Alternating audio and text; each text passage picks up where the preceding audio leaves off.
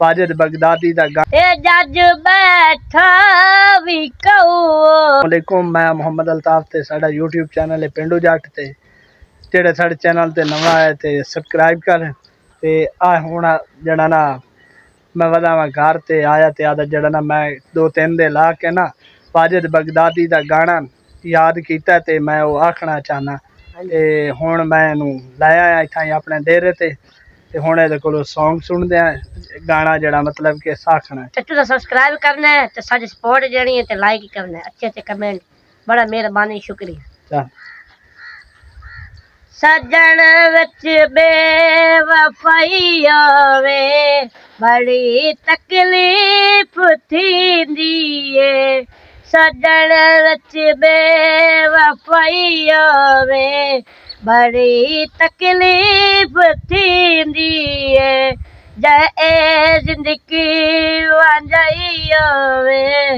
बड़ी तकलीफ थींदी है अदालत होवे गैरां दी ते जज बैठा भी होवे अदालत होवे गैरां दी ते जज बैठा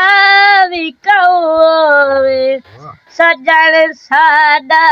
मुदई आवे बड़ी तकलीफ थींदी है मेंदी गहरा दिला लई वफा करके विखा लई मेंदी गहरा दिला लई वफा करके विखा लई वफा विकदी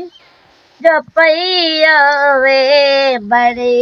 तकलीफ थींदी है सजन विच बेवफाई आवे बड़ी तकलीफ थींदी है मेरो ना खिलदा है केड़ा काफिर ओ दिल दाए जंदी इतनी तबाही होवे बड़ी तकलीफ थींदी है। वाह कमाल बड़ा वीआईपी गाना आख्या सी हुण जना तुहाडा हक बनदा कि सानू सपोर्ट ही करो ते कमेंट्स भी करना ते साडे चैनल नू लाजमी सब्सक्राइब करना है। तो बात तो एक और गाना सुनाऊंगा अच्छा जरूर इंशाल्लाह।